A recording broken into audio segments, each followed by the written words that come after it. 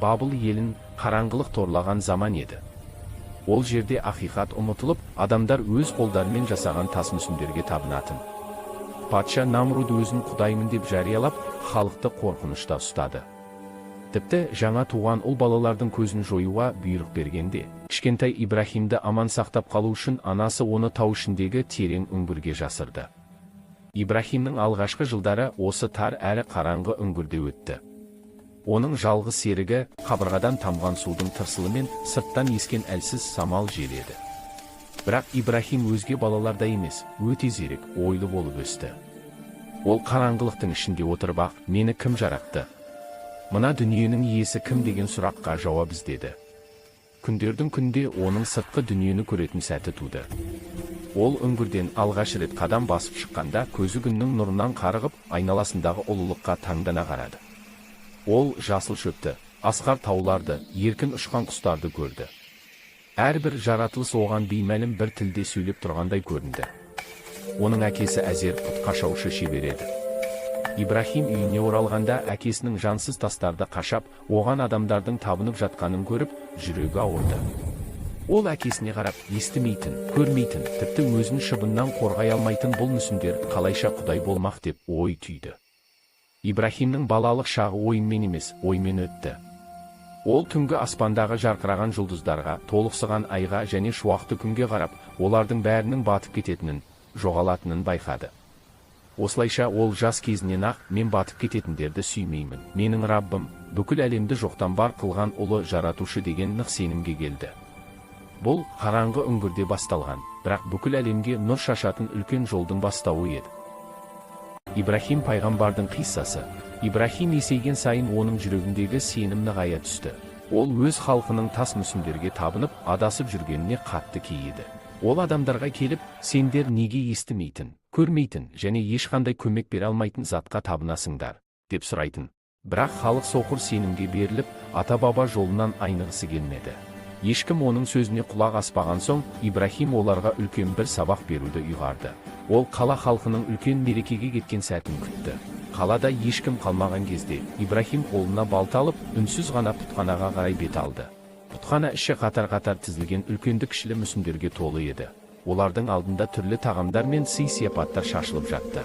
Ибрахим оларға мысқылмен қарап, неге жемейсіңдер, неге сөйлемейсіңдер, деді.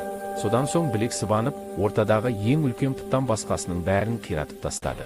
Ол ісін бітірген соң, қолындағы балтаны қирамай аман қалған ең үлкен пұттың иығына іліп қойды. Бұл оның халықты ойланту үшін жасаған айласы еді. Ол пұттардың өзін қорғай алмайтынын осылай дәлелдегісі келді. Мерекеден соң ғибадатханаға ағылған халық табалдырықтан аттай бере сілтідей тынды.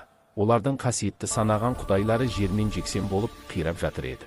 Тек ең үлкен пұт қана ортада менменсіп тұр, ал оның иығында балта ілулі. Мұны кім істеді? Деген айқай бүкіл қаланы шарлады. Көп ұзамай бәрінің есіне пұттарды үнемі сынап жүретін Ибрахим түсті. Ибрахимді халық алдына сүйреп алып келді. Ибрахим, біздің құдайларымызды қиратқан сен бе? Деп айқайлады олар. Ибрахим сабырлы кейіпте иығында балтасы бар алып пұтты нұсқап, жоқ, мұны мына ең үлкені істеген болар. Егер олар сөйлей алса, өздерінен сұраңдар, деді мысқылмен. Бұл жауап халықты тығырыққа тіреді. Олардың сөйлей алмайтынын өзіңде білесің ғой, деп дауыс көтерді. Сонда Ибрахим, ендеше, өздерін қорғай алмайтын, тіпті сөйлей алмайтын жансыз тастарға неге табынасыңдар, деді. Халық абдырап қалды, бірақ намыс пен соқыр сенім оларды жеңіп, Ибрахимді жазалау үшін Намруд патшаға апарды. Өзін құдай санаған Намруд патша Ибрахимнің бұл әрекетін өз билігіне төнген ең үлкен қауіп деп түсінді. Оның қаһарынан жер дірілдегендей болды. Намруд, оны ең ауыр азаппен жазалаңдар, оны отқа өртіңдер, деп бұйрық берді. Бүкіл қала халқы бірнеше күн бойы отын тасыды. Отынның көптігі сондай, үйілген ағаштар кішігірім тауға айналды. От тұтанғанда оның жалыны аспанға бой созып, аптап ыстығынан құстар да ұша алмайтын болды. Ибрахимді ман-жаныққа алып итарқаға салып, сол тозақы алаудың қақ ортасына лақтыруға дайындады. Міне шешуші сәт. Ибрахим отқа ұшып бара жатқанда тек бір ғана сөз айтты. Хасбуналлаху ва нимал уакил, маған Алла жеткілікті, ол қандай жақсы қорғаушы. Бүкіл әлем демін ішіне тартып, мұғжизаның басталуын күтіп тұр еді. Катапульт атылды. Ибрахим пайғамбар лаулаған оттың қақ ортасына құлады. Намруд патша енді оның күлуге қалмай, деп масаттанды. Бірақ сол сәтте бүкіл әлемнің иесі Аллах тағала отқа әмір етті, ол Ибрахимге салқын әрі амандық бол. Ғажап. Оттың қызуы жоғалды. Лаулап тұрған жалын Ибрахимнің бір тал шашында күйдірмеді. Ол оттың ішінде жайбарақат отырды. Бұл Аллахтың құдіреті еді. Намруд патша көзіне сенбеді. Мұндай болуы мүмкін емес, деп айқайлады ол. Бірақ оның тәкаппарлығы мойындауға жібермеді. Айналасындағы мыңдаған адам бұл ұлы кереметті өз көзімен көрді. Бірақ олардың жүрегі тас боп қатып қалған еді. Олар таң қалды, бірақ иман келтірмеді. Олар ақиқатты көрсе де бұрылып кетті. Тек бір ғана жан бұл көрініске терең иланып, мен Раббыма иман келтірдім, деді. Ол Ибрахимнің соңынан еруге серт берді. От басылды. Ибрахим пайғамбар еш зақымсыз, нұрланып ортаға шықты. Ол өзін өлтірмек болған бұл елден ешқандай жақсылық күтпеді. Ол Намруд пен оның халқы өз надандығында қалды. Ал Ибрахим мен Лут пайғамбарлар ақиқат нұрын басқа жерлерге тарату үшін ұзақ сапарға аттанды. Шындық отқа жанбайды, ол тек жаңа жолдарды жарықтандырады. Бабыл қаласының аспанын әлі де қара түтін торлап тұр.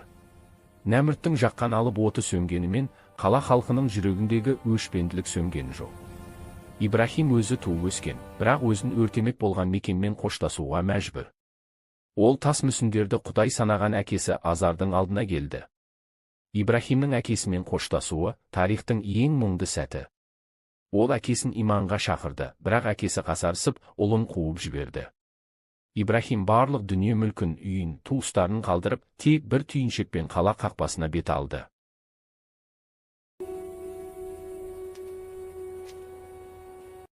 Қақпа алдында оны екі адам күтіп тұрды. Бірі сұлулығымен қоса жүрегі нұрлы жары Сара анамыз. Ол бүкіл байлығымен салтанатты өмірін Ибрахимнің жолына пида еткен еді.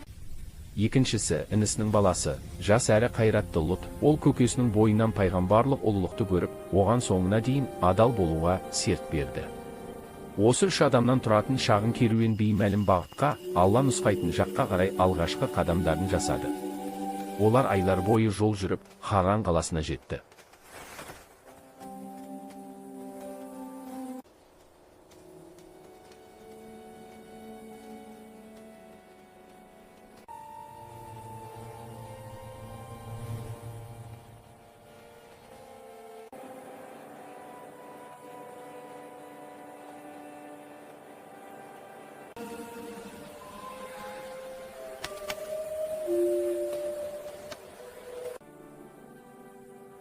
Бұл жерде адамдар көктегі айға, күнге және жұлдыздарға табынатын.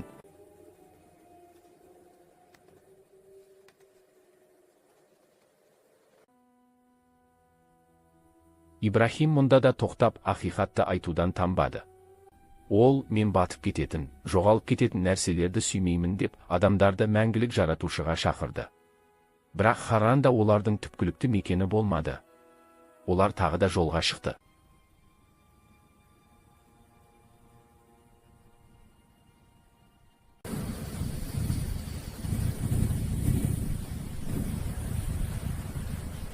Шижіген шөл мен қауіпті соқпақтар артта қалды. Кенеттен сұрғылт шаңның артынан көкпеңбек таулар мен зәйтүн ағаштары көріне бастады. Бұл Шам, Палестина өлкесі. Ибрахим Шамға жеткенде, бұл жердің топырағын басып тұрып, Раббым, бұл жерді бізге берекелі мекен ете көр деп дұға қылды.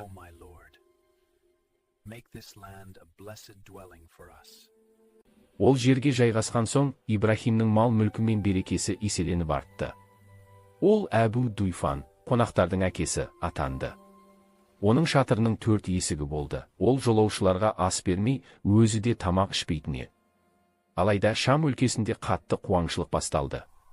Ибрахим керуенін жинап, тағы да жолға шығуға бел байлады. Бұл жолғы бағыт аңызға айналған, бірақ залым патшасы бар Мысыр елі еді. Онда Ибрахим мен Сараны бұрын соңды болмаған үлкен сынақ пен мұғжиза күтіп тұрған болатын.